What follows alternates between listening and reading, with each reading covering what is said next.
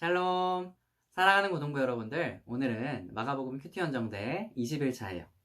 고치시는 예수님이라는 제목으로 마가복음 7장 24절에서 37절까지의 말씀을 나눠볼게요.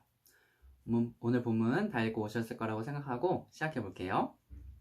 지난 시간에는 예수님께서 유대 종교 지도자들의 잘못된 전통에 대해 책망하신 이야기를 나누어 보았어요. 입으로 들어가는 것이 사람을 더럽게 하는 것이 아니라 사람의 마음속에서 밖으로 나가는 것이 사람을 더럽게 해요. 오늘은 수로보니게 여인의 딸을 고쳐주신 이야기와 듣지 못하고 말이 어눌한 사람을 고쳐주신 이야기를 나눠볼게요. 예수님은 두로 지역으로 가시는데요. 두로는 갈릴리 북서부에 위치한 해안 도시를 의미해요. 예수님은 그곳에서 다른 사람들에게 알려지지 않기를 원하셨어요. 하지만 매번 그랬듯이 사람들은 예수님을 알아봤어요.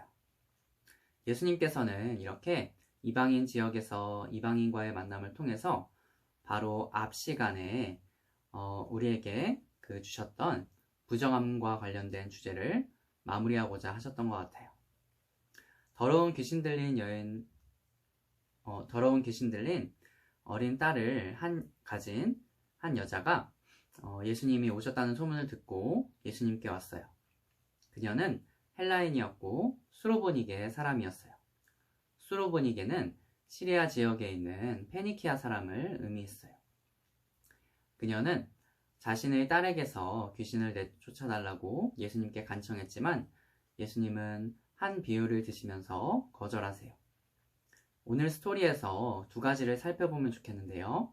첫 번째는 그 비유가 의미하는 그 자체를 한번 살펴볼게요. 자녀들을 먼저 배불리 먹여야 한다. 자녀들이 먹을 떡을 집어서 개들에게 던져주는 것은 옳지 않다. 라고 예수님은 말씀하세요. 요즘 반려견을 의미하는 것과는 다르게 당시의 개는 천대받았고 부정하다고 여겨졌어요. 유대인들이 이방인들을 비하해서 부를 때 사용하는 단어가 바로 개였어요. 이전 본문에서 씻지 않은 손으로 떡을 먹는 행위에서 시작된 정결 논쟁이 있었는데요. 유대인들은 떡을 떼서 먹은 뒤에 손이 더러워지면 떡 부스러기로 손을 닦았어요. 그리고 그 부스러기를 상 아래에 버리면 개들이 와서 먹었어요. 자, 해석해보면 자녀들을 먼저 배불리 먹이듯이 복음은 유대인들에게 먼저 전해졌어요. 그리고 유대인들이 이방인들을 그렇게 여기듯이 이방인들은 개들로 여겨졌어요. 하지만 그들이 먼저는 아니라고 할지라도 그들에게 복음이 전해진다는 거예요. 구원의 구속사적인 어떤 순서가 다르다는 말씀이에요. 그리고 두 번째로 살펴볼 부분은 예수님께서 이 이야기에서 결국 여인의 청을 들어주신다는 거예요.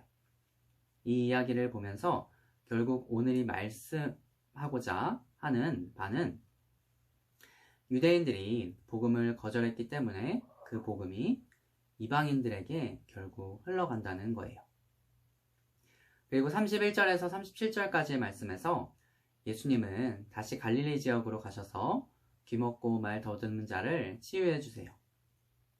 그 병자를 따로 데리고 가시고 그의 양쪽 귀에 손가락을 넣고 침을 뱉으시고 그의 혀에 손을 대셨어요.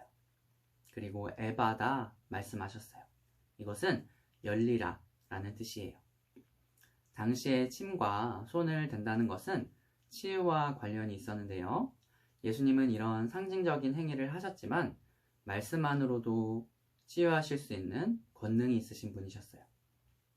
여기에서 귀먹고 말 더듬는 자를 고쳐주셨는데요.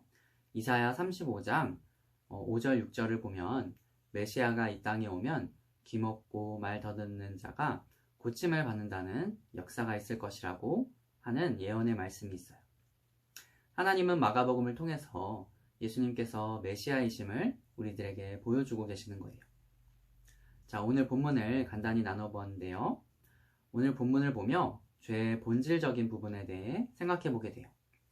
유대인들은 씻지 않은 손으로 음식을 먹는 것이 사람을 더럽게 한다고 생각했지만 그렇지 않았어요.